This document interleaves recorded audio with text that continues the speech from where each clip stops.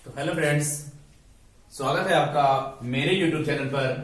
दोस्तों, मैं सचिन पाल और आप देख रहे हैं हमारा YouTube चैनल मैथ मस्ती सचिन सर। तो दोस्तों, आज आपकी क्लास 10 में चैप्टर 1 में फिजिक्स में दर्पणों की पहचान टॉपिक जो आपका है, दर्पणों की पहचान किस प्रकार करते हैं।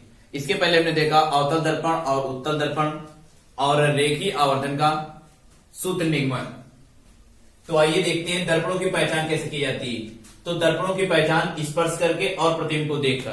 तो दोस्तों, वीडियो शुरू करने से पहले अगर आप चैनल पर नए हैं तो चैनल को सब्सक्राइब करें, पास में लगे बेल आइकन प्रेस करें, जिससे आने वाले नए वीडियो की नोटिफिकेशन आपको आसानी से मिल सके। और वीडियो को ज्यादा से ज्यादा शेयर और लाइक करें।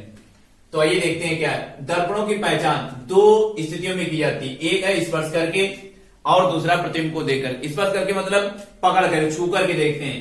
अगर हम पकड़ देखेंगे दर्पण हमारा कैसा है, तो हम जैसे ही छुएंगे तो पता चल जाएगा दर्पण हमारा किस आकार का है या कैसा है। तो पता कर लेंगे कि दर्पण हमारा समतल है या उत्तल है या अवतल है।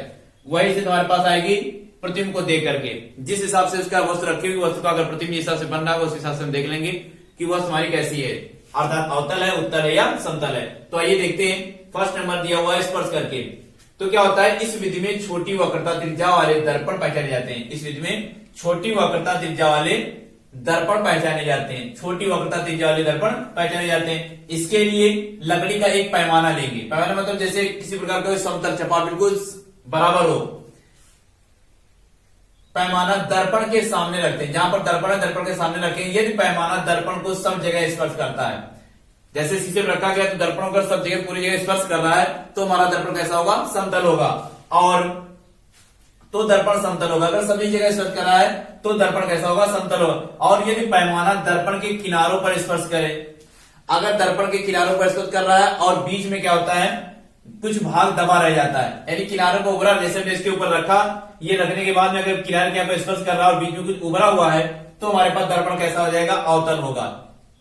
सॉरी, किनारों पर अगर उभरा हुआ है, किनारों पर यानी स्पर्श करे, किनारों पर उभरा हुआ होगा, तो बीच में कैसा होगा, कुछ भाग दबा हुआ है, तो दर्पण हमारा कैसा होगा, अवतल होगा। और यदि दर्पण बीच में स्पर्श करे और किनारों पर स्पर्श ना करे, तो दर्पण कैसा होगा, उत्तल होगा। कहने का मतलब है, अगर दर्पण को सभी जगह स्पर्श करेगा तो समतल होगा, और अगर हमें बीच में स्पर्श नहीं करे, किनारों पर स्पर्श करेगा, बीच में स्पर्श नहीं करेगा, तो दर्पण अवतल होगा। और अगर क्या है, दर्पण हमारा कहां है, बीच में स्पर्श करे और किनारों पर स्पर्श ना करे, तो दर्पण कैसा होगा, उत्तल होगा। तो देखते हैं सेकंड दिया प्रतिबिंब को देखकर। तो प्रतिबिंब को देखकर लिखा हुआ देखो, यदि किसी वस्तु के सामने, यदि कोई वस्तु के सामने विभिन्न दूरियों पर रखने पर या रखने से प्रतिबिंब सदैव वस्तु के बराबर बने, तो दर्पण कैसा होगा, समतल होगा।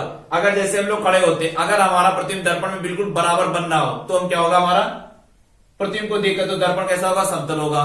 और यदि वस्तु को दर्पण के समीप रखे, जैसे वस्तु रखी और दर्पण को समीप लेकर के आए, समीप रखा तो प्रतिबिंब सीधा बड़ा बने, तथा दूर रखने पर उल्टा वस्तु से छोटा या बड़ा बने, तो दर्पण कैसा होगा, अवतल होगा। आगे, यदि प्रतिबिंब वस्तु की प्रत्येक स्थिति के लिए दर्पण सीधा बन रहा, वस्तु से छोटा हो, तो दर्पण कैसा होगा, उत्तल होगा। तो ध्यान देंगे फिर से, यदि किसी वस्तु के सामने विभिन्न दूरियों पर रखने से प्रतिबिंब सदैव वस्तु के बराबर बने, तो दर्पण समतल होगा। और यदि वस्तु के समीप रखने पर प्रतिबिंब सीधा व बड़ा बने, तथा दूर रखने पर, जैसे ही समीप रखते, नदी में रखेंगे सीधा बने और बड़ा बनेगा, और जैसे इसको क्या करेंगे, दूर रखेंगे, तो वस्तु से क्या होगा, वस्तु से बड़ा या छोटा बने, तो दर्पण अवतल होगा। यदि प्रतिबिंब वस्तु की प्रत्येक स्थिति के लिए दर्पण सीधा वस्तु से छोटा ही बने, तो दर्पण कैसा होगा, उत्तल होगा। तो इस प्रकार से दर्पणों की पहचान हमारे दो विधियों से की जाती है, स्पर्श करके और प्रतिबिंब को देख करके। तो इसके आगे हमारे दर्पणों के उपयोग होंगे और उत्तल दर्पण देखते हैं। उत्तल दर्पण और दर्पणों के उपयोग दोनों के देखते हैं। तो देखेंगे आगे अवतल दर्पण के उपयोग और उत्तल दर्पण के उपयोग क्या होते हैं। यानी कि कहने का मतलब है, अवतल दर्पण कहां पर प्रयोग किया जाता है और उत्तल दर्पण का उपयोग कहां पर किया जाता है। तो देखेंगे, लिखा हुआ है, मनुष्य अपने चेहरे को दर्पण के ध्रुव तथा फोकस के बीच में रखता है, जिससे चेहरे का सीधा व बड़ा आभासी प्रतिबिंब दर्पण में दिखाई देने लगता है। अर्थात जैसे हम जब शेविंग वगैरह करते हैं, जो नाई लोग होते हैं शेविंग करते हैं, तो क्या रखते हैं, ये अवतल दर्पण यूज करते हैं, जिससे हमारे पास क्या होगा, मनुष्य का जो चेहरा होगा कैसा दिखाई देगा, सीधा होगा, बड़ा दिखाई देगा और आभासी होगा। प्रतिबिंब उसका कैसा बनेगा, छाया जो उसकी बनेगी कैसे बनेगी, आभासी।